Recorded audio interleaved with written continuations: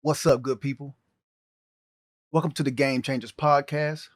I am your host, diddyonasis. Now let's go change the game. You know, my KD in MW3. What you was working with? It was a .63, man. It was a .63. And that's in the corner. That's in the corner.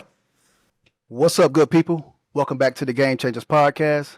I'm your host, diddyonasis, and we're here. We're here with another esteemed guest. What can be said about our guest today are things that you could say about your favorite COD content creator. No, he's not a comedian. No, he's not going to embarrass himself for likes or to be liked.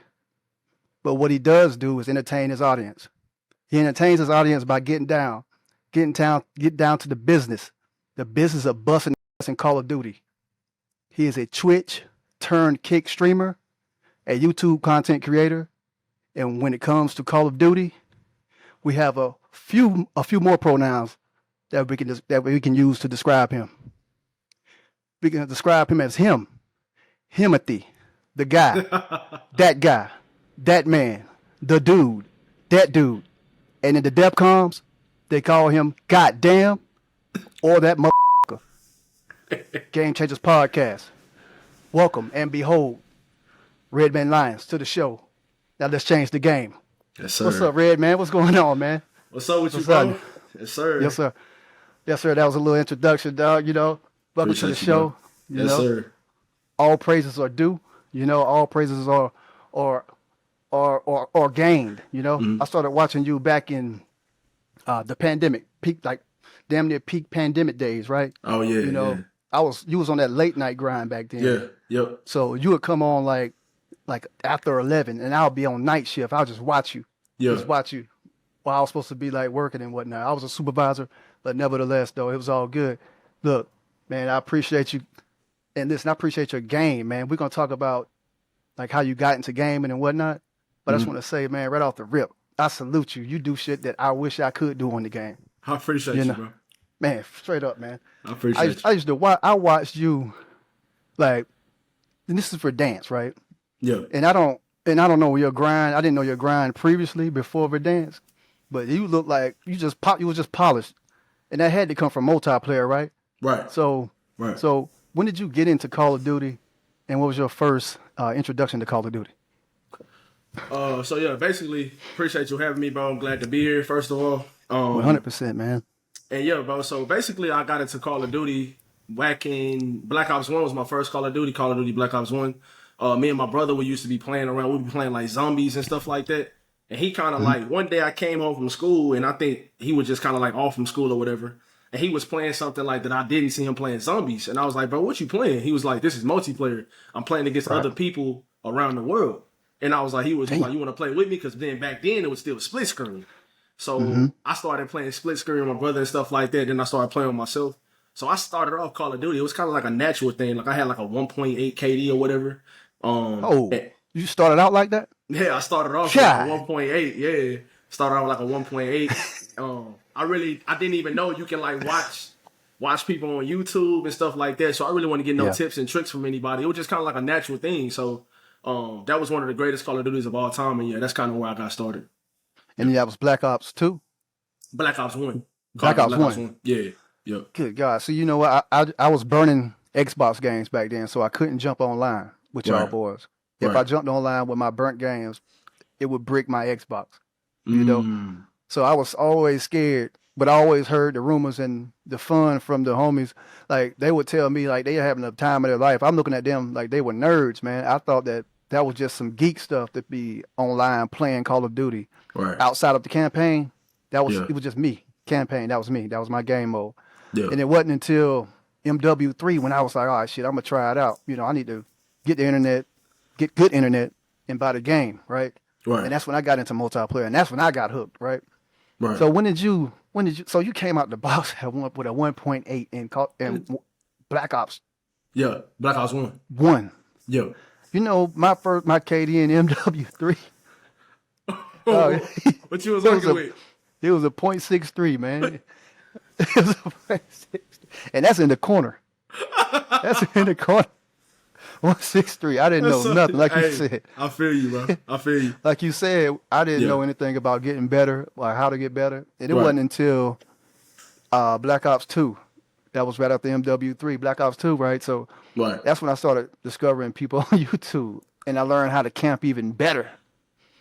And that's when I moved up to like a .72. I thought I was killing it. You thought you was going crazy. You couldn't tell me shit with a .72. Yeah. And all the people I was running with, they Yeah. was worse than me. .45, Oh man. .50. So I bet felt you like did the feel man. like, yeah. No, Yeah, feel I you. felt like Timothy, Yeah. you know. Yeah.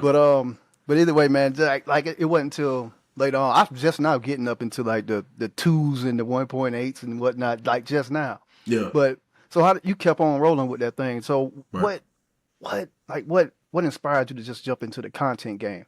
Like, how long have you been into the content game? Because like I said, you look like you were well polished by the time I laid eyes on you. Right. So So break that one basic- down.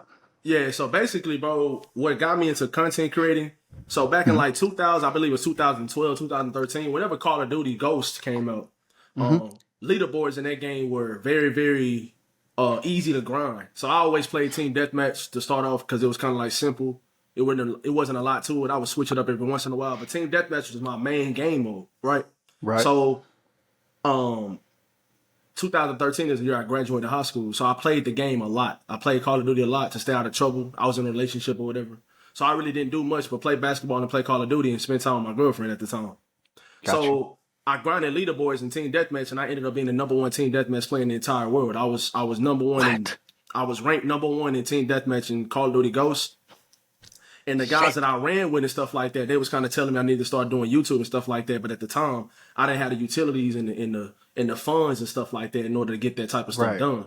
Because the barriers to the entry were really high back then, man. Right, bro. Yeah. And like I said, I would just graduate high school. My parents, my pops, moms really didn't have that much money and stuff like that. So the next year, Advanced Warfare came out, the first jetpack in Call of Duty. Yep. And then at the end of Call of Duty Ghosts, that's when people started telling me to buy a scuff controller, get a headset and all this stuff. And then I got really, really a lot better at Call of Duty than I already was, I feel like. You know what I'm saying? So I grinded leaderboards from the start of Advanced Warfare. And in that game, that was one of the first games that was on PlayStation 4, Call of Duty was. So I was going up against like other really, really great players on the leaderboards that was already streaming and creating content and stuff like that. And I kind of got in a circle of some of the best Call of Duty players I've ever played against or played with. Someone was named Honest, J-Hemp, Kush the Guy, like some of these other main top streamers at the time on Twitch. So they kind of got me into streaming on Twitch. And at the time, PS4, you could upload your YouTube videos as well through the PlayStation 4. So that's the reason why I started doing that, uploading YouTube videos that way. And I started streaming on Twitch because I was the #1 Team Deathmatch player in Advanced Warfare as well. So that's kind of what got me going with content. What's up, good people? Welcome back to the Game Changers podcast. This podcast is sponsored by Sly. That's right, Sly. Play is an essential part of life. Whether digital or outdoors, exploring your world is fun. Keep the good times rolling and support your play with Sly Boost, Sly Chill, and Sly Dream. Sly drinks are smooth, great tasting, fun-inducing beverages designed to help players focus, laugh, relax, and recover. By using natural energizers and relaxers, Sly maximizes life's moments while ensuring you are ready for a feel-good day and night of gameplay. Game Changers Podcast. Salute to our partners at Sly. Please use the QR code right here to help support the show and also help support a great organization. Thank you to our partners at Sly, and thank you, Game Changers. Salute to you guys. Go drink on the Sly. Let's go, Game Changers. Yes. So how long did you hold the leaderboards and Ghosts on in that top spot? Because was your name Redman Lyons back then? Because I remember just staring at the leaderboards, just going through the leaderboards like every other day, just really locked into it, just seeing what the names were. Right. I didn't know anybody, but just looking at the names. Were you Redman Lyons back then? Yeah, on PS3. Yeah, I've been so Redman Lyons is a name that me and my brother came up with when me and him used to play Call of Duty, like when I said back in Black Ops 1. And since he kind of stopped playing the game and kind of went another direction, I kept the same name, always have. So yeah, Redman Lyons always has been my gamer tag for the most part. And like I said, we started on PlayStation 3. So in Call of Duty Ghosts, I was #1 on the leaderboards in PlayStation 3. And then when Advanced Warfare came out, that's when I got a PlayStation 4. Then I was number one in on the leaderboards in Advanced Warfare on PlayStation 4. Yo, so you were number one in Advanced Warfare. Like that game was, to me, it was a tough game. Yeah. It had to be tough to get that number one spot, right? Yeah. And how, like, once you get it, well, you like, oh shit, I'm holding it down. I'm not letting anybody take my spot. This is it. That's exactly what my mind said. And it was this one dude. So I wasn't number one the whole entire game. I remember at the beginning, I was like, for the first like 2-3 months, I was probably like top 12 somewhere in there, top 7 somewhere in there. And then like within that next 2 to 3 month stretch, when I started streaming on Twitch, and I was like really, really full time with it, because at the time I was going to community college. So I was going to community college, and once I got number one leaderboards, I kind of just dropped out and just stopped going and just tried to start like being like a full-time content creator and start like streaming full-time and uploading YouTube videos and stuff like that, even though they wasn't like extremely high quality because I was uploading off the PlayStation.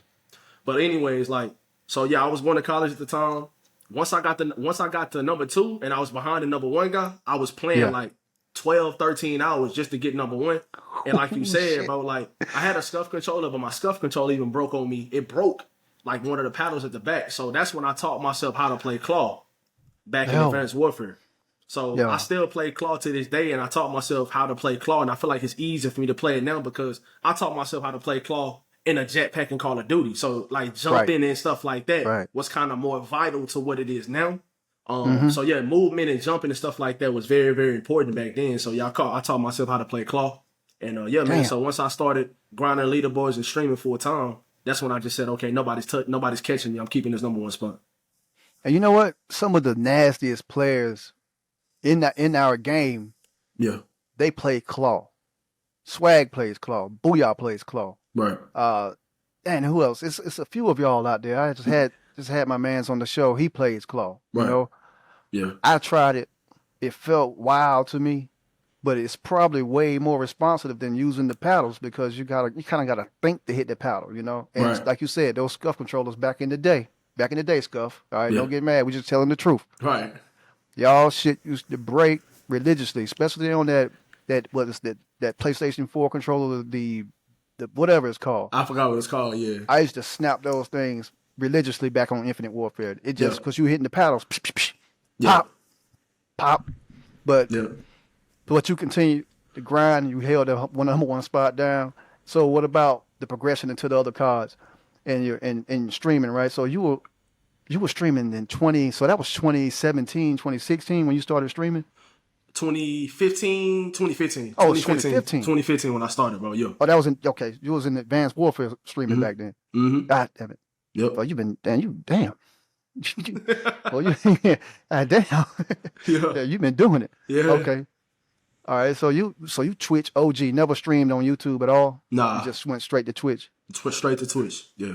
Okay. So how do you is it bittersweet that you switched the game over to Kick? Like, how's that transformation been? So yeah, bro, it's definitely a bittersweet situation, but I kind of explained this when I switched because when I did leave Twitch back last year in like September-ish in that area, I just felt like I was. Oh, you been gone that long? Yeah, I did. And then when I first switched, bro, when I first left from Twitch, I went to YouTube and I started streaming on YouTube, and I felt like that was going pretty well as well.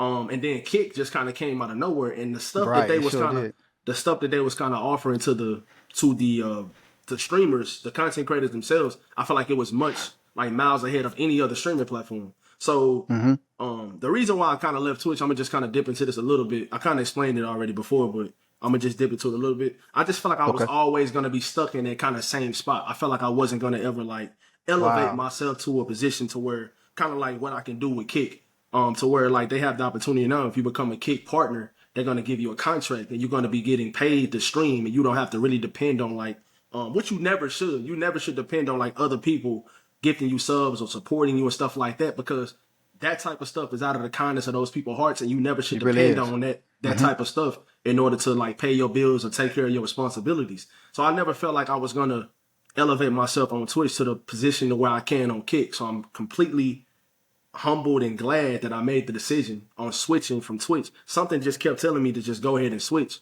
because you will be able to elevate yourself to a position you never would have on Twitch. And I got like 50,000 followers on Twitch and stuff like that. And the years I streamed on it, it was great experiences. I really do appreciate everything that came from it. But at the same time, I got to look out for myself at the same time, and I got to do what's best for me. And I feel like I made that best decision, and now I'm in a spot to where I can be a kick partner, and I'm more than happy to be in that position. So is that more of a long-term grind, like moving, like continuously trying to move your 50,000?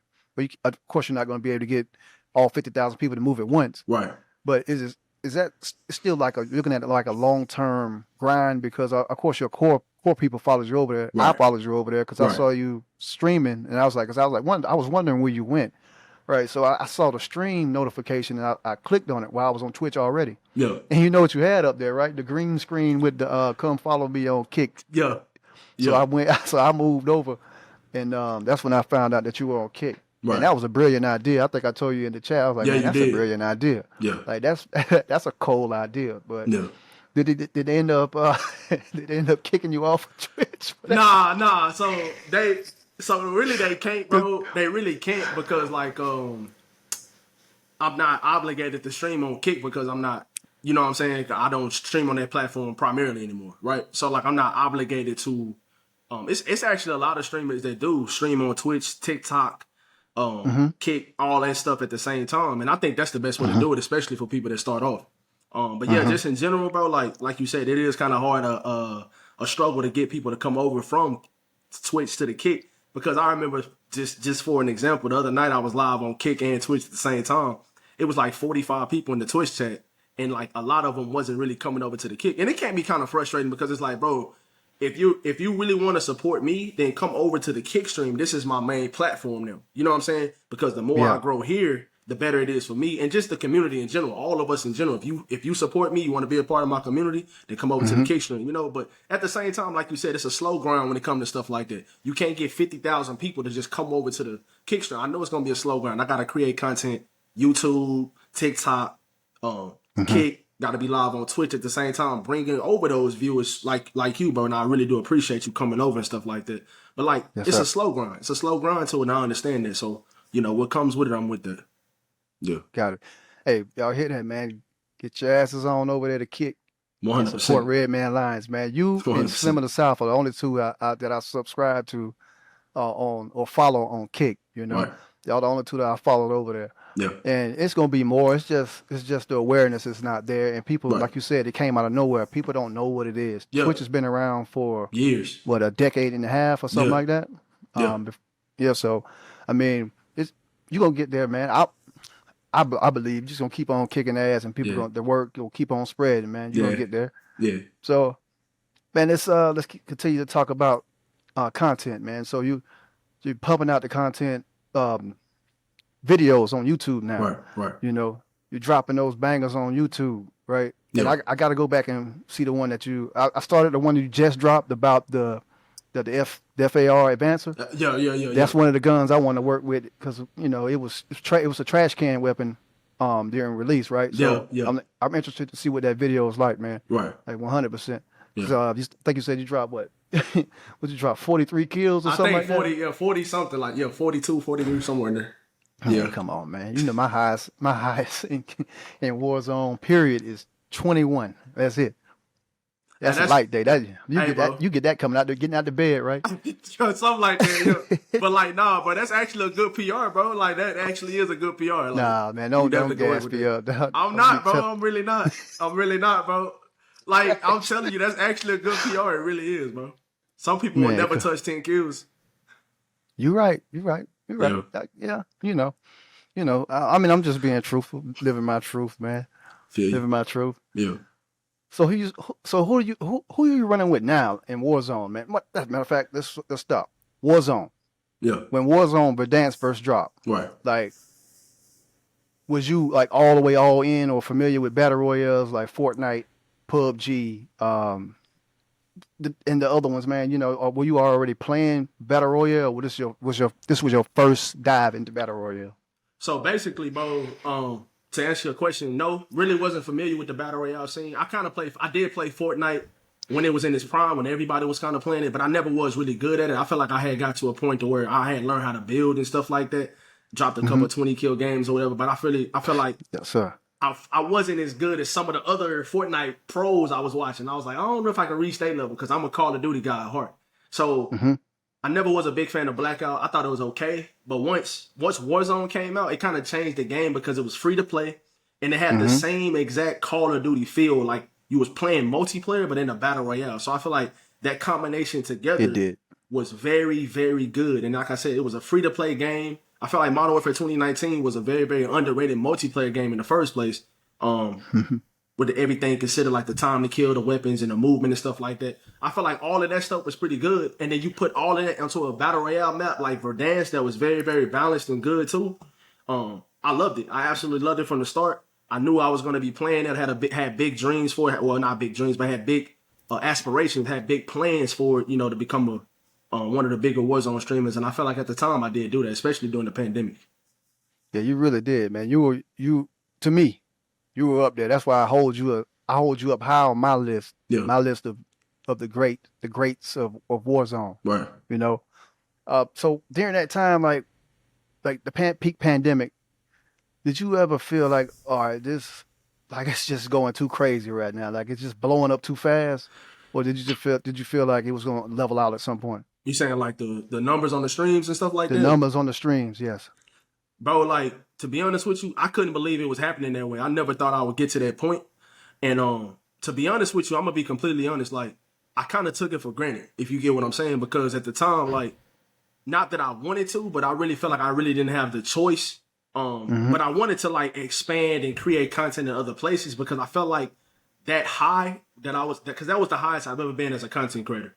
I had like almost 5,000 subs, was averaging almost 1,000 viewers, sometimes over 1,000 viewers, was playing in tournaments every week, every weekend and stuff like that. So like I said, I kind of felt like that I would have done that differently at the time. I wish I would have got me a everyday, like a full-time editor to upload YouTube and TikTok content and stuff like that. So I did it wrong, but it's okay because I learned from the mistake. But like you said, like, to answer your question, nah, bro, like I never thought it would get that good. And like I said, man, that time right there was absolutely crazy for sure. It was absolutely amazing, right? Yeah. So what was your highest Verdansk moment? Like, do you have a moment or top 2 moments, top 3 moments? I think my top moment was when it just come to Verdansk Warzone. It probably was my PR moment. When I dropped my PR in Warzone was 52 kills.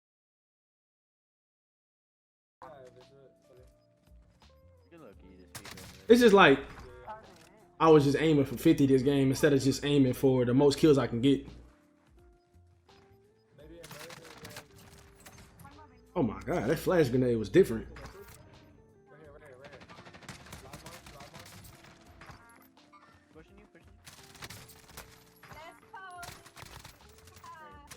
Almost left. I get him. 52 kills. Good God Almighty! I gotta drink some water. He said, "Gotta drink some water." But God, bro, man, when I did that was one of my highest moments, man, because that's when I felt like I had became an elite Warzone player. You know what I'm saying? Or it might have been one of the times I was playing in a few of the tournaments and I placed like top 5, top 10. I still haven't achieved that moment of winning one of the bigger Warzone tournaments, and I felt like hopefully going into the new Call of Duty MW3 or Warzone 3, whatever it's going to be called, I can do that. Yeah. And I know that PR, that's on YouTube, right? Yeah, it's on. Yeah, it's on there. Yeah. All right, I gotta go find that. I love watching some of my favorites. I love watching their PRs, man. It's always a dope moment, man. Yeah, for sure. Because my PR is 21. It's on YouTube, but who cares, right? Nah, I told you, bro. Nah, that's not true, bro. I'm telling you, man. 21 is a good PR, bro. I'm telling you. Being honest. So the Caldera, were you into Caldera? I'm gonna be honest with you, bro. I felt like Caldera wasn't as bad as a lot of people said it. Now, I do think out of all 3 of the main Warzone maps, like Al Mazrah now, Caldera, like we're talking about in Verdansk, I do think Caldera is probably the worst map. But I do think with the combination of the Warzone movement and kind of still that same kind of game, I feel like playing on Caldera wasn't as bad as it is now. I feel like Warzone 2 is so far behind, bro. It's like I feel like it is too. They took a huge step backwards, and I hate that they did that. Like, But yeah, just in general, I do think Cod is a little bit better than what people give it credit for. I feel like if Peak wasn't in the middle and that big mountain top wasn't in the middle, you kind of put some of those POIs on the outside of the map in the middle of the map. I feel like Cod would have been probably one of the better maps that we played, but currently constructed, I feel like Peak kind of messed it up. So yeah. You know what? The Caldera released the map, and then follow that up with MW2, with Warzone 2, Right. with the shackles that we have on Warzone 2. It reminds me of dropping Advanced Warfare, then BO3, then Infinite Warfare. Yes. Then World War II comes and slows everything down. Yes. That's what it feels like to me. Yeah. And that's exactly what happened. I don't know if you're like hyped about MW3. Like, what's your feelings about MW3 and what's it going to bring to the table? Because is it going to be a whole new Warzone map that comes with that, or is it like what are we doing? Like what's the rumors? So yeah, from what we've been hearing the last like month and a half, somewhere, we're gonna get to see more in COD next month when all the content creators go out to play the new Call of Duty early and stuff like that. But from what we've been hearing and seeing, what they're gonna do is, which is kind of intriguing to me because I never played MW2 like in its prime, and they're gonna bring back pretty much all of the Modern Warfare 2 maps and remaster them and put them in Modern Warfare 3 multiplayer. So that, from the start of the game, that's intriguing to me because I never played the MW2 maps like that. I played MW2 like 2 or 3 years later, but when I played it was so many hackers and stuff like that. So it's kind of like unplayable at the time. So I'm kind of excited for that. Now the main thing that I think that they need to polish, it doesn't even have to be the exact same thing as Warzone 1 when it comes to the movement and like making things slower and stuff like that. That makes the game worse in my opinion.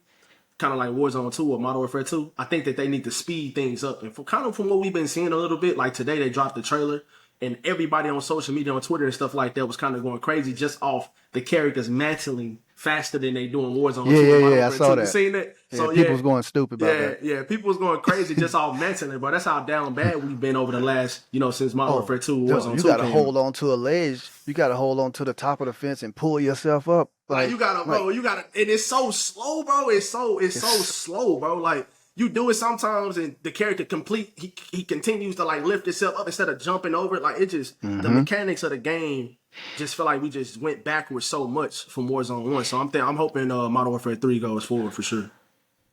So in talking about the shackles and how slow the game is and the mechanics of the game. Right. Like, are you having fun, man? Like, sometimes I watch some of my favorite streamers and I watch some of these guys in these bigger tournaments, right, and it doesn't look like they're having fun. It's like they're just going through the motions. Yeah. So, are you having fun out here in Warzone 2? What is it called? Warzone 2. Al-Mazrah? Al-Mazrah. Yeah.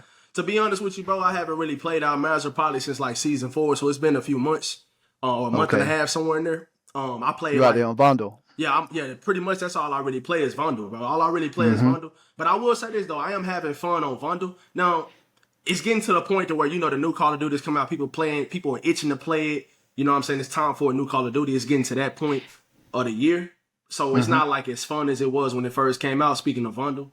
But I do enjoy Vandal. I'm going to be honest with you, bro. Like, I think I probably would have went to go play another game full time if Vandal did not release. Like, if they would have just kept Ashika Island in the game, and that new Al Backward Fortress BS that they say is a new map, it's so bad, bro.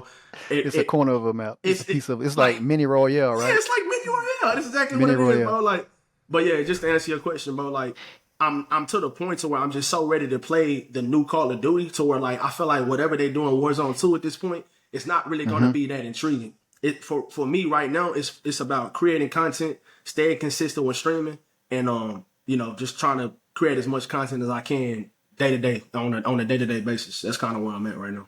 Yeah. Got you. So, and part of the excitement of Verdansk, like back in the day, I'm just gonna go back to Verdansk and we're gonna move on. Yeah. Like seeing you running with your squad, that was part of the excitement of watching you. Like at that time, I think you were it was funny because I think you were streaming or playing with your old lady or something like that, which was hilarious to me. Yeah, because you was kind of like babysitting her a little bit. I'm sorry, whoever you are. She cool with that. She understand. She understand. But bro. Yo, that was the funniest shit to watch, man. Yeah.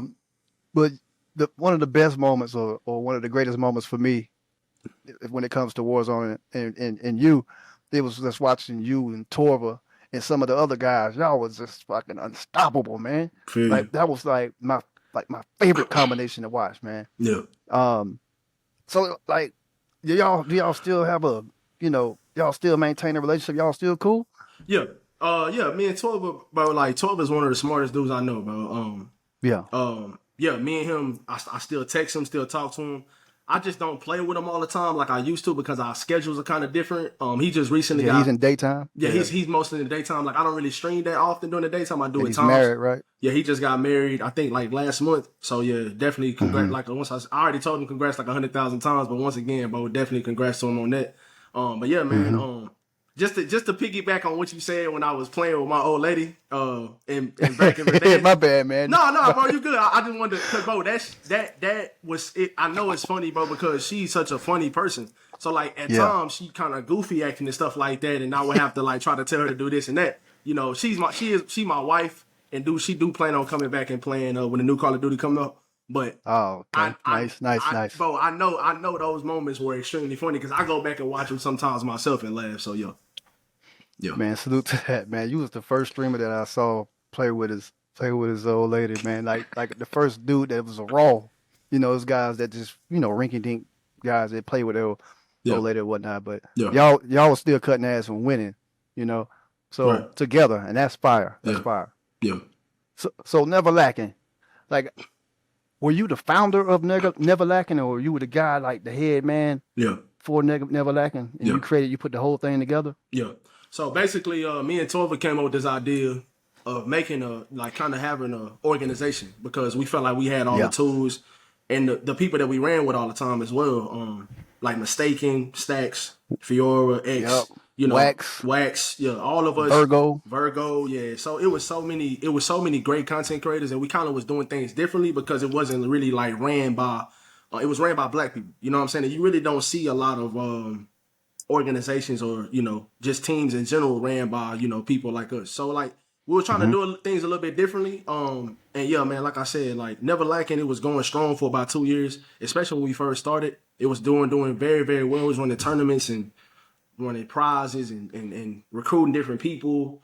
It was going so well. But I feel like at the end of the day, I think what happened was I think our egos of the 4 or 5 leaders that we had, I think we kind of bumped heads, and we felt like business and family was 2 different things, and we didn't want the business part to interfere, to mess with the family, interfere with the family part. So we just said, you know what, but we don't want to ruin relationships. Let's just go ahead and just kind of go our separate ways.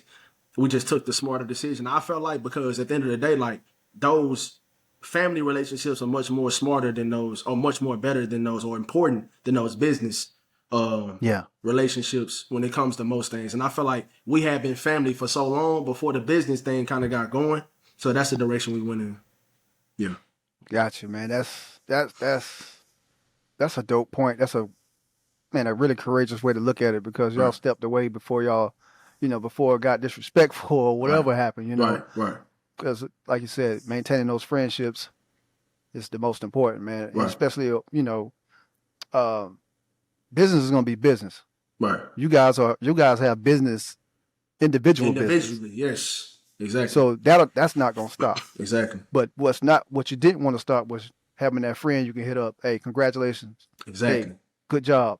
That's fire. I'm in the chat. Exactly. Donating gifting and whatnot, Exactly. So you don't want, hey man, I'm with you, man. I understand that. Please. So, but let's talk about, tournaments. You guys say y'all are winning tournaments.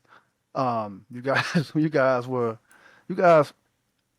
I gotta ask. I just gotta ask, man. Yeah. I gotta ask. I don't know which question I want to ask first, but I got 2 very important questions that's been burning me pulse like for a while. Got you. You know what I'm saying? Yeah. So let's talk about the first one. And the first time I ever seen you in a tournament, because like you said, y'all wasn't in a lot of the bigger tournaments. Right. But the first time I ever seen you in a tournament, it was in a dialed up tournament. Okay. All right. Yeah.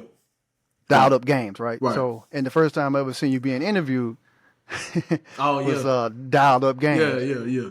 And he interviewed you right after I interviewed him.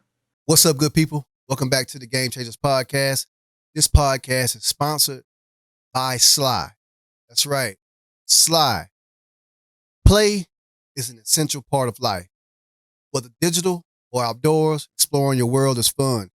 Keep the good times rolling and support your play with Sly Boost, Sly Chill, and Sly Dream. Sly drinks are smooth, great tasting, fun-inducing beverages designed to help players focus, laugh, relax, and recover. By using natural energizers and relaxers, Sly maximizes life's moments while ensuring you are ready for a feel-good day and night of gameplay. Game Changers Podcast. Salute to our partners at Sly. Please use the QR code right here to help support the show and also help support a great organization. Thank you to our partners at Sly, and thank you, Game Changers. Salute to you guys. Go drink on the Sly. Let's go, Game Changers. Yes. They never had a podcast, right? They didn't have a podcast before the. Never mind. You know what I'm saying? You know, Right. I didn't know that. So, yeah. So I interviewed him. So what's been the biggest obstacle for you and the team, like developing this from the beginning to where it is now? What's been the biggest obstacle so far? Yep. The biggest obstacle certainly has been combating the negativity that can come from an online ran company.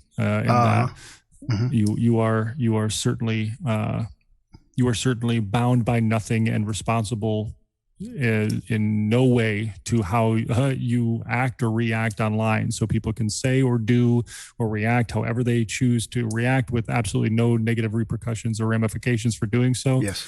And we have been at the tail end of that on multiple occasions.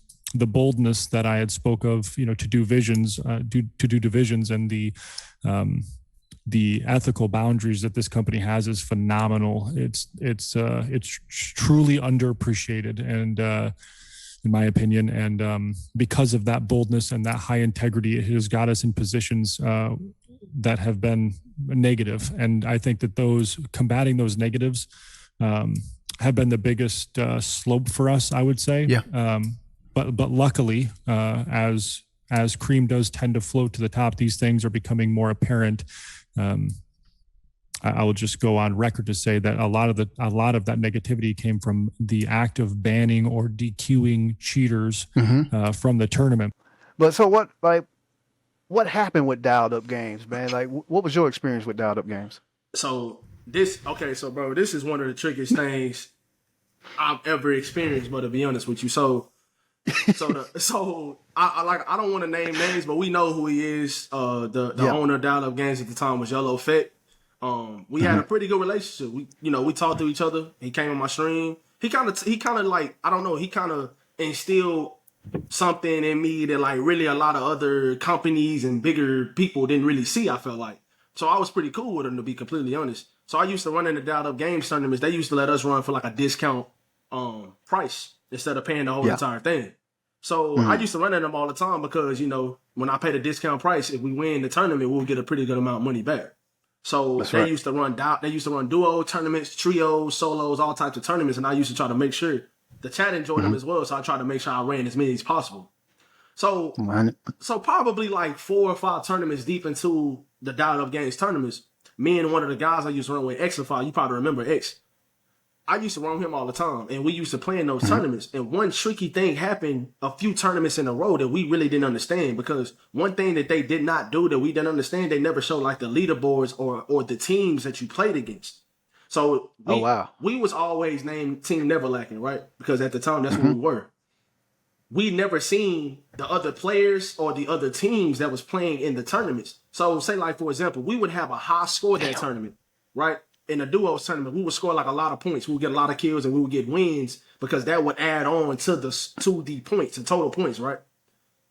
Me and X would like, say like, for example, playing some duo tournaments, we would have like 350 points or 500 points or something. Yeah. And then just some random team that we never know, like we don't know the players on the teams because they didn't say, and we don't, what I'm saying, stuff like that. We didn't see them stream or anything like that as well. Some random team with players that have no name would be so far ahead of us. They would have like 200 more points. And I'm like, bro, how did they get this many more points than us? So we can't come to find out. And I don't know if this is true or not, but like this is a illusion or a conspiracy that we have. We feel like they was putting in fake teams on the leaderboards so that they wouldn't have to pay you like first place money or second place Right. money or third place money. Right. Now, like I said, I respected YOLO for a while, but come to find out, they was like scamming people. They was supposed to be paying people that came in first place, second place, and stuff like that, and they wasn't doing it. So, Hey. that's one of the things that, you know, Dialed Up Games, that's kind of why they're not around anymore. I feel like a lot of people kind of caught on to like what they were doing when it came to scamming people or not paying people the right amount of money that they owed them and stuff like that. So yeah, man, I'm really not in contact with YOLO anymore. And yeah, that's kind of what happened. But yeah, that was one of the weirdest things I've ever been a part of. And it was definitely something weird that we had kind of caught on to like probably 5 or 6 months. And another thing is, bro, that I'm gonna tell you. So we won a tournament. We came in first place. We didn't end up getting paid out for that tournament until like 2 to 3 months later. No way. And that was another thing that kind of just like, okay, I'm not playing in these tournaments no more because, bro, there's no way we just won this tournament and you're not going to pay us out until like 2 or 3 months later. So that was another thing. Like it just kind of just went downhill because I don't know if the funds started doing weird stuff or I don't know what it was, but it's like they was always charging people to play in their tournaments, but they wasn't paying people out correctly. And that's where they kind of fell off at because people start accusing them of scamming and different stuff like this. You can't be charging people $20 a piece to get into a tournament and you playing trio, so that's $60 a team. But then at the end, you're not paying people out. You know what I'm saying? Like, so yeah, that's kind of where their downfall came from. And you know what? I had him on the show, and I heard the rumors like while he was, before the interview, and I just wanted to, I was giving them not the benefit of the doubt because I have no authority, but I was just curious about, was this a legit tournament organization or organizer? And their stuff looked beautiful, man. The studio they were live streaming out of, how they had the stream set up, the way they came in and out of scene transitions, for the tournaments, it was fire. Everything was fire. So, it was, man. I agree. And I was like, okay, maybe let's get him on the show so we can talk about his platform and then dispel the rumors. And he basically said that, hey, man, they're haters or disgruntled participants that lost in the tournament. Yeah. And that's basically what he said, that's what that was. Yeah. And to come to find out, fast forward maybe, I don't know, 4 months later, 5 months later, or however long it is, they're not around anymore. Right. And a lot of those teams or tournaments, they ain't around no more. Right. A lot of them guys, man. You remember how many it was? Like you said, it was a multiple tournaments every week from different organizations, man. Now, and you know what? My bad. Go ahead. My bad. Oh yeah, I was gonna say that. And what part of what killed that was the hackers. You couldn't control who was entering your tournaments and who wasn't hacking, who wasn't. Right. Yeah. But go ahead. Go ahead. What you were saying? So just to kind of piggyback off what you were just saying about when we was talking about it was like a tournament every week or multiple tournaments, because I remember it was so many tournaments, bro. Like, but one thing that I do think kind of just hurted those organizations in general, because I used to be really close with another tournament company that I played in all the time. It's called Slayout. One of the admins that ran those tournaments, remember Slayout? They used to talk to me and stuff like that about running my own tournaments and stuff like that, kind of connected to Slayout. So as Caldera came out and as Warzone 2 came out, I think the audience on these games wasn't as popular as like Warzone 1. So I feel like when it comes to people signing up and stuff like that and paying the money to get into the tournaments, it wasn't as much money going around. So I think that really hurted a lot of those tournaments, because the last two, like Caldera and Al Mazrah, Warzone 2 and the end of Warzone 1 wasn't very popular like Verdansk was. So I think that hurt it a little bit. Gotcha. Yeah, that is that too. It's so much that went in there to destroying the tournament game, and now you don't really have any, man. Right. And speaking of the tournaments, like, do you feel excluded, man? Like, do you feel excluded from the mainstream tournaments like the World Series of Warzone? I'm not saying that you haven't played in the World Series of Warzone. I can't remember what major tournament that I saw y'all playing in. It was a custom tournament. It was You Tourva and Night. I can't remember. Was it Night? What was the Night? Night. and y'all were there, first place, second, not first place, but y'all were there. Yeah. Y'all were finishing strong Yeah. in top 5, Yeah. pretty much back-to-back games. Yeah. And I remember people saying, "Man, who the hell is Redman? Man, who's this guy? Yeah. Who's this guy?" And what happened? Like y'all, I know y'all did very well in that particular tournament. Do you remember the name of that tournament? I think that was with the Rising Stars tournaments by Boom TV, I believe. Was it? Okay. Yeah, I believe that was the rock because I know I played in those a lot with Tourva and Knight, probably a few weeks in a row. So yeah, I think that's probably what you're talking about. Yeah. Man, salute to Tourva, and I mean salute to Boom TV, man. For sure. They always been legit to me. About maybe 1000% agree. Yeah. So they've been legit for a long time. Yeah. Man. But what do you feel excluded from like the World Series of Warzone? Yeah. Do you feel excluded or any type of exclusion at all? So yeah, bro. Like I'm gonna be completely honest with you, man. Like, I'm a realist with myself as well. I understand that some of these players that get invited to all of these tournaments and stuff like that, back to back to back, they are phenomenal players, and they are, they play in a more competitive scene all the time. So I understand, and they have good numbers. But just in general, like I'm gonna just even bring up the Cod next event that's happening next month. I feel like my numbers everywhere I go are better than some of the people that get invited all the time. I'm never negative about the situation of like Call of Duty not inviting me. Like I don't know where I go. I'm not gonna name any names on this, but I've even DM'd on Twitter some of the Call of Duty influencers like that run these tournaments and get these people together, like the content creators and stuff like that.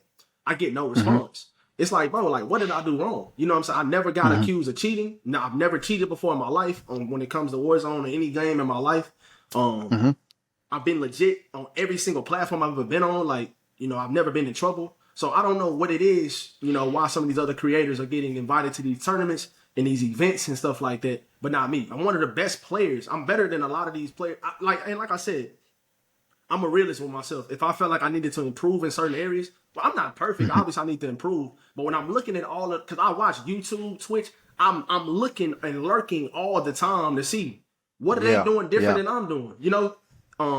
Because in order for you to be one of the best and put yourself in that position to where I've been grinding a long time in this community and this field in general, Call of Duty, content creating and stuff like that. So I do feel like I should have that opportunity because I've been around a long time. And like I said, I've been legitimate in every single situation possible. So I feel like I'm a pretty good player. You know what I'm saying? I feel like I create pretty good content. I feel like I'm funny, entertaining. You know what I'm saying? So I feel like I have been kind of slighted in those invites and stuff like that. But like I said, man, I'm gonna keep my head down and maybe next year. So yeah. Man, and that's amazing. Like you're almost going on a decade of creating content, right? And like you said, you've been legit. Your name has never came up in the he's hacking or he's manipulating numbers or he's, that type of conversation. Your name has never came up in that, right? So, but do you feel like you got to attach yourself to a larger name? Like damn near you got to, I just got to say it how it is. Do you feel like you got to kiss ass to get like invited? You know what I mean? Because I've seen some no-name players in these tournaments. Like I'm talking about no name, right? And then there, and God damn it! I mean, I've seen people that have 0 followings and they're consistently invited to the World Series of Warzone. They're consistently invited to any type of Toronto Ultra tournament, whatever. Yeah. And I'm like, all right, so what's up with my mans and them? Why they never get the invite, right? Because every time I see a major tournament come on, I go and check and see if certain people are streaming if they're in the tournament, right? So, like, damn. I mean, I don't know what could be done, man. I mean, if it was up to me, I'll push a button and have y'all boys in there. Yeah.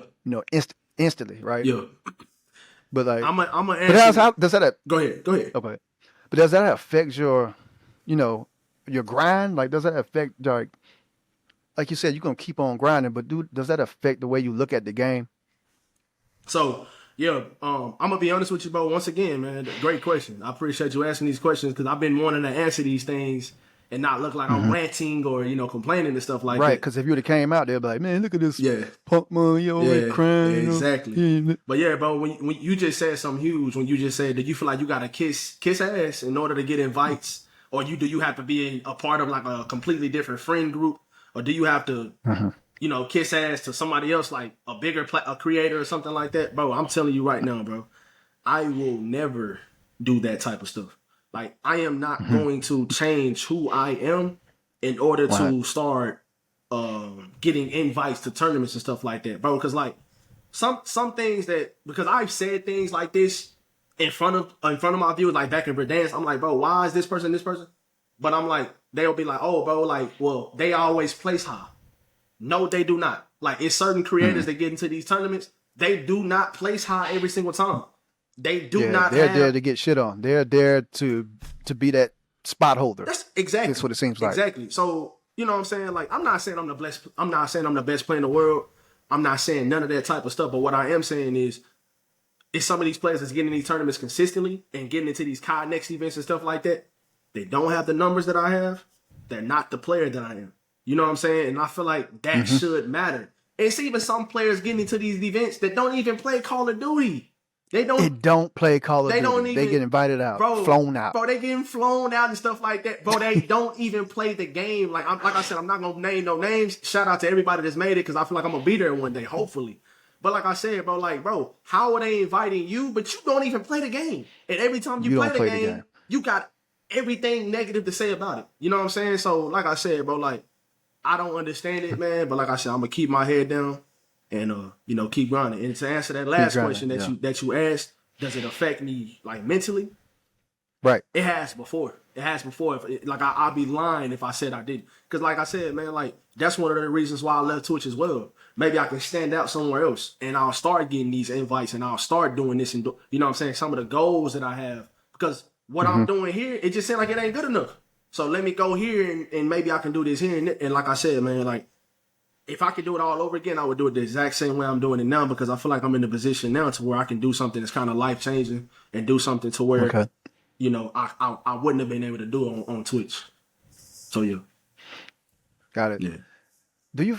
So are you a Call of Duty content partner? Like, are you even on that level as a COD partner where they send you stuff, they just, you know, just say, hey, you know, a little care package here and there? Because I mean, damn, not even that, bro. Not even that, bro. And like, bro, like we were saying earlier, bro. I have been streaming on Twitch and playing Call of Duty religiously since 2015. So over 8 years. Over 8 years.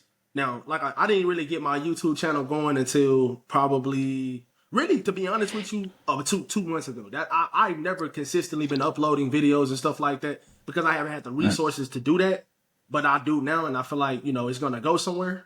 But like I said, when it comes to just streaming, like most of these creators do, most of the creators that do have these platforms, that do have this Call of Duty partners, or get these care packages and invites, that's all they do is stream. They don't really create content. They're not huge in other areas. So, like I said, man, and even getting invited, and even getting invited to organizations, like other organizations to create content, like some of the bigger ones, like FaZe. Obviously, I'm not on that level of FaZe, but like NYSL, or any of these other big Call of Duty content creating organizations, like, you know what I'm saying? Anything like that.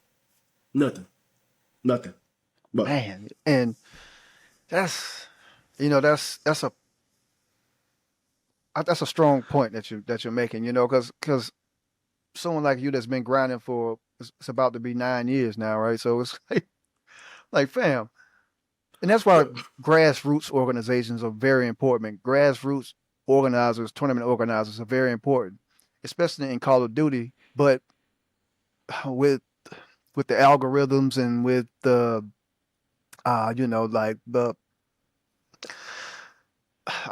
safety concerns, like you don't know who's doing what and when. So those grassroots, like Call of Duty grassroots organizations, are waiting in the weeds for this stuff to clear up, so we can get back. Like you said, it'll be a tournament multiple tournaments, a week, grassroots tournaments every day of the week. You'll get back to it, man. But right now, you just can't trust it, right? Right. But Damn, but they have some of these organizations have a monopoly on the invites. But man, y'all, you'll get that, man. Yeah. I have faith that somebody's one of these people at one of these organizers are gonna say, you know what? Let's give that man another shot, another shot, right? Right.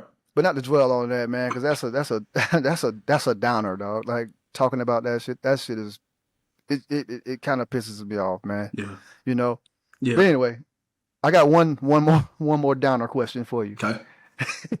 Do you have any regrets? Like you've been going at this for about 8 going on 9 years strong. Do you have any regrets, like far as like your content career? Like you thinking back, like, oh man, I should have did this, should have did that.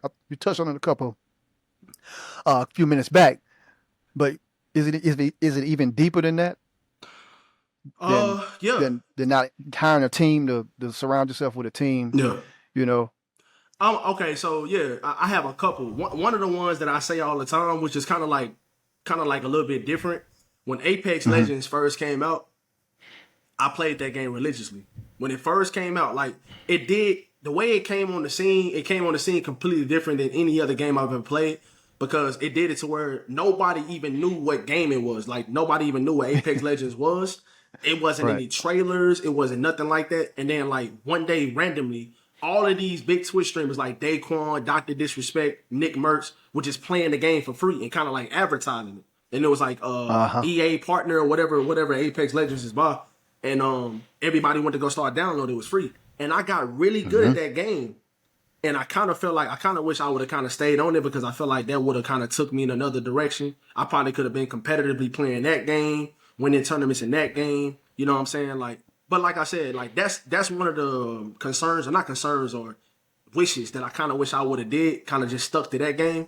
I think that probably could have took me places as well. But like I said, man, for the most part, bro, like if I can do it all over again, I would do it the way I've done it. You know what I'm saying? Like I've always been legitimate. I've always grinded. I've always worked my ass off.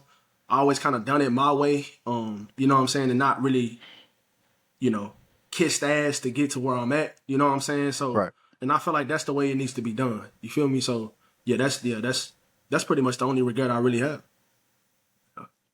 Got it. And Apex Legends, right? So I think those are valid regrets, But I think that in the long run, I think you made the right decision. I do too. Because I look at Apex Legends, I look at some of that gameplay, I'm like, damn, this shit boring. Yeah, bro. You're right. You're right. You are completely right. And that was like, and that was that's something I say sometimes, but at the end of the day, like that's why I'm saying I'm standing 10 toes down on what I have done. If I can do it all over again, definitely would, do what I've done. Yeah. All right, let's take it to the clouds, man. Let's take it to the clouds, man. So, where do you see yourself going, and what are your personal goals? Like, do you have content goals and personal goals, or even numbers that you want to put up in the game, like going forward? Yeah, 1,000%. Especially now with YouTube, bro. I feel like with YouTube, I can do something crazy with YouTube now, because I've already seen the improvements just by pretty much uploading every day, uploading every 2 days since I started uploading on YouTube 2 months ago consistently. So I got an editor now and stuff like that. So yeah, with YouTube, bro, I want to get to a point to where, that's one of my main platforms. You know what I'm saying? I can depend on that, financially or anything like that, business wise or anything like that. If any opportunities come my way, I can always say, I got this number of subs on YouTube. I got this many numbers on YouTube. So that's one of the things for sure. I feel like I can get to a whole nother level with YouTube. When it comes to Call of Duty, especially with the new Call of Duty coming out in a few months. And I feel like I'm one of the most educational content creators as well when it comes to getting better at the game, class setups, tips and tricks, stuff like that, on how to get better or how to do this and that. So yeah, that for sure. And one of my main goals right now, bro, is to get partnered on Kick. That is my main goal right now, because the way that Kick is doing it, bro, they doing it completely different. I just got verified on Kick a few weeks ago, so we met the requirements to get verified on there. And I want to get, that's my main goal right now, is to be a Kick partner, because once I sign that, so is it? Go ahead. So is it similar to Twitch, where you get affiliate, then you get partner? And then after that, whatever else? Nah. Is it similar? So it's kind of similar with that. You get affiliate, and then you get verified, which is pretty much partnership on YouTube. I mean, partnership on Twitch. That's being partnered. So verified on Kick is partnered on Twitch. Now, if you get partnered on Kick, you sign a contract, and it's like guaranteed money or guaranteed this and that. So that's what it is with Kick. And they implemented that first class partnership probably about 3 weeks ago, almost a month ago, somewhere in there. So they're gonna be doing that, rolling that out to more people. But yeah, that's my main goal right now, is to work my ass off and get into that Kick partner program. Yeah. Got it. So what about the leaderboards? Were you ever like? I never pay attention to the Warzone leaderboards anymore. Like for kills and wins. Right. Did you ever have aspirations of like hitting the leaderboards and kills and wins, or were you ever in the top 20, top 200, or anything like that? So Warzone 2 leaderboards are bugged, unfortunately. But yes, to answer the question, in Warzone 1 for kills in Warzone 1, I know I was top 100 in the world for a while. Even going into Warzone 2, I was top 100 in kills because I grinded it so much. But especially when it was in its prime, like in Verdansk, I remember at one point I was like top 50 in kills. I had almost a 5 KD. I had a lot of wins and stuff like that. So, but yeah, man, I always have been like one of them type of leaderboard grinders and stuff like that. But like I said, unfortunately, Warzone 2 leaderboards are kind of bugged, so it doesn't work correctly. Yeah. Yeah. Damn. All right, I can't wait to see that. Man, you're gonna kill the next one, man. What's it gonna be called? Warzone 3? What are they gonna call this? Bro, that's a good question. I know the next Call of Duty gonna be MW3. So I'm thinking probably gonna be Warzone 3. That'll be pretty cool, but we'll see. But yeah, I'm hoping it's Warzone 3. I think that'll be good for marketing. Yeah. And you know what? It's gonna be a domino effect kind of drop. So they're gonna drop the multiplayer MW3, and they're gonna do it like what was it, a week before Christmas, or like that they dropped Warzone 2? Yeah. Or something like that, somewhere around in there. So that's how it was in Warzone 1, bro. Like when they dropped Caldera, they dropped what game came out? It was Vanguard. Call of Duty Vanguard came out, and then they dropped Caldera like a month and a half after Vanguard, which is cool with me because I'm always grinding that mastery camo whenever a multiplayer game comes out as well. So if you know me, you know I've always grinded mastery camo. So like for example, when Modern Warfare 3 comes out, I think it's gonna come out like early November. Hopefully, they give us like a month and a half, 2 months before Warzone drops. Warzone 3, the new map, the new version of Warzone, so I can get that mastery camo out the way and then grind Warzone when it comes out. So yeah, man, I must have ran into you while you was in grind mode because I ran into you on Vanguard back in the day. When it first came out, or just in general? I don't. Probably just in general. I think I don't know what month it was after the release, but we were on opposite teams, and then they put us on the same team. Oh, really? Yeah. They did. So we were on opposite teams first, and then, so they put us in the same team. That's why I sent you a friend request. We were friends for a second, man. You might have booted me off of that thing, man. Bro, definitely didn't do that. Definitely didn't. Bro, you know what? Let me tell you a story but we did run a couple of games, though. Let me tell you a story right quick that's absolutely crazy. I think this was before Vanguard, though, so that's why it wouldn't make sense if I deleted you. But it was a dude that I played against in Verdansk, right? I had dark matter camo. So he hacked my account because I had dark matter camo. He lived in like India or something. He hacked my account. God damn. And I couldn't even get into my account. It was right before World Series of Warzone 2, the very first one. And I couldn't even get into my account, bro. He hacked my stuff. I'm glad I knew somebody that I can contact that can get me into contact with Call of Duty, and they got my account back. But I was shadow banned for like 40 hours because once your server or once your IP address is in a whole nother country or something like that, in order for it to come back to where you actually playing from, they have to shadow ban you for like 24 to 48 hours. So I was shadow banned for like 40 hours, and when I got my account back, he deleted all of my friends, bro. Like all of them. He deleted all of my friends. He had like this weird looking skin on in the game. He had dark matter on every gun. I mean, he really thought he was gonna get away with it, but I'm glad they got my account back. But yeah, I experienced that as well. Man, that's crazy. They could take your account. He took my account, bro. I couldn't even log in. Boy, some nasty. That's crazy, bro. It's crazy. Oh man, okay. But man, this has been a dope convo, man. I feel like we covered a whole lot. Have I missed anything before we get into the shout outs and the the segment where I asked you to just shout out your whole team Yeah. and give everybody love that deserve the love from Redman Lyons? I think we pretty much covered everything, bro. I think we pretty much got everything. Yep. All right. So this the time, man. Shout out your team. Shout out your loved ones, man. Anybody that you think that deserve this spotlight and this love from Redman, Okay. it's the time to do it. All right. So yeah, give a major shout out. I'm gonna give a major shout out to my wife first of all, honey. I appreciate you more than you know. Without you, I wouldn't be able to do this. My mama, I love you so much. I promise you, I'm gonna make it one day for all of us. I'm gonna break some barriers. I'm gonna do some things our family has never seen before and thought you can never even experience. And yeah, man, go Cowboys. LeBron is the Go GOAT. Cowboys. LeBron is the GOAT for sure. And yeah, man, that's pretty much it. Yeah. That's right, man. That is right. You are a big basketball head, man. You a big sports dude. So you know 1000%. everything about. I've been listening to the chat like this man know everything about everything, man. Like all the stats and whatnot. Like shit. Yeah. Yeah. But that's what's up, man. That's fire though, man. I think I had one more question, man. I had one more question. I can't. It's on lefty boy. Okay. It's on left me. Um, social medias. How can we find you and where can we find you? Twitter.com/Redman_Lyons. Kick.com. If you want to watch me live every day, kick.com/Redman Lyons. YouTube.com/Redman Lyons if you want to see my best gameplays, class setups, and stuff like that. Instagram, TikTok, Redman_Lyons. Sure. Got it. And you can find this podcast, I'm about to say the Game Changers podcast at MVPsTV, Game Changers on YouTube, and also all the content for Game Changers podcast. You can find it at diddyonasis on Instagram, TikTok. You can also find it at MVPsTV on Instagram and TikTok.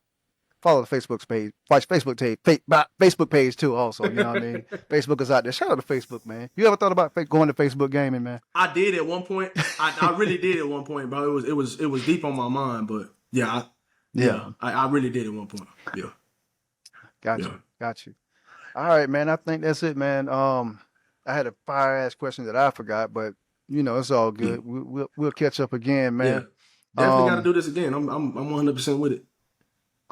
100%, man. And so you can find the podcast also at MVPsTV Game Changers on Spotify. Let's get the Spotify numbers up, man. That's a forgotten art. The audio, people forget about audio, man. But I've been your guy, diddyonasis, and we're gonna close it out. I'm here with Redman Lyons, and as always, live life, show love, be great, and always keep the kill feed lit. Yes, sir. We out, man. Peace, Game Changers, man. Peace.